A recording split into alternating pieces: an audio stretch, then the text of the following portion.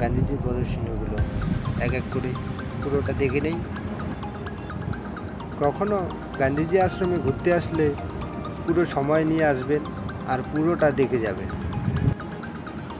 না হলে মনের মধ্যে একটা সংশয় থেকে যাবে, কিছু দেখেছি আবার কিছু ছেড়ে দিয়েছি। এই ভিডিওতে আমি গান্ধীজির পুরো আশ্রম বা মিউজিয়াম পুরো ক্যাপচার বা কভার করা হয়নি, অনেক কিছু বাকি রয়েছে যেটা আপনারা গেলে সেখানে আরও পুরোপুরি দেখতে পারবেন। এখানে দেখা যাচ্ছে গান্ধীজি তার কিছু বাড়ির ফ্যামিলি বা পাড়া প্রতিবেশী নিয়ে বসে আছে, বা এখানে দেখা যাচ্ছে গান্ধীজি তার সভা করছে, তার জনসমর্থনকে নিয়ে তিনি সভা করছেন। গান্ধীজির কথা শোনার জন্য লাখো লোক সেখানে বসে রয়েছে। গান্ধীজির কথা শোনার জন্য চারপাশে লোক বসে আছে। আবার কোথাও দেখা যাচ্ছে গান্ধীজির দলবল নিয়ে হেঁটে যাচ্ছে। গান্ধীজির সমস্ত পুরানো দিনের স্মৃতি সেই মিউজিয়ামে আজও ভারতীয় সরকার যত্ন সহকারে রেখে দিয়েছেন জনগণ দেখার জন্য। তখনকার জামানায় কাঠের তৈরি বেশ দোতলা বাড়ি ছিল, আর সেখানে প্রচুর লোক জমায়েত হয়ে দেখছে।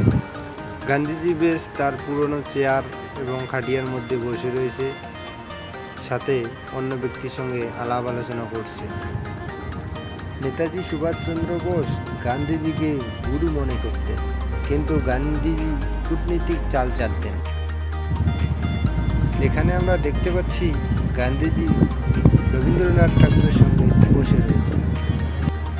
রবীন্দ্রনাথ ঠাকুরের ভারত স্বাধীনের বহু অবদান রয়ে গেছে, যেটা আমরা আজও শুনতে পাই।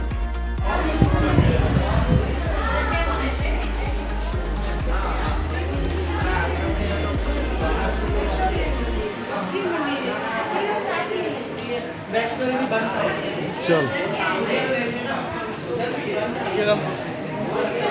সব হচ্ছে।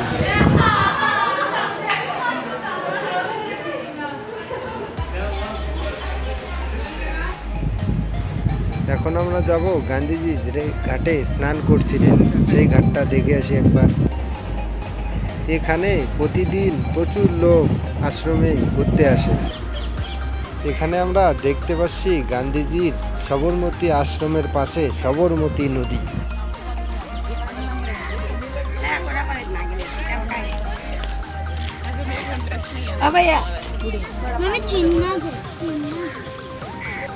সবরমতী আশ্রম থেকে বা সবরমতী ঘাট থেকে সবরমতী নদীকে খুব সুন্দর দেখতে লাগে। একবার যদি আমরা সেখানে পৌঁছাই তো সেখানে খুব সুন্দর মনোরম আবহাওয়া সেটা আমরা অবশ্যই উপভোগ করতে পারবো যদি আমরা সেখানে পৌঁছই একবার। তারপর আমরা এগিয়ে যাব যে গদিতে বসে গান্ধীজি সুতো কাটতেন এবং চরকা ঘুরিয়ে সুতো কাটতেন, সেই গদি আজও সেই ঘরটি তালা মারা রয়েছে, সেটাতে কাউকে প্রবেশ করতে দেওয়া হয় না।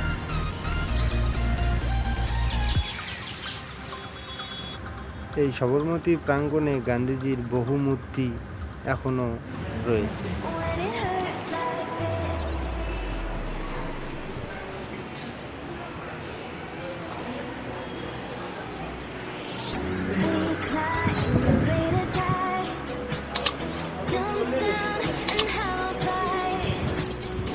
এখন আমরা যে ব্রিজটা দেখতে পাচ্ছি এটা হচ্ছে সবরমতী নদীর উপরে ব্রিজ,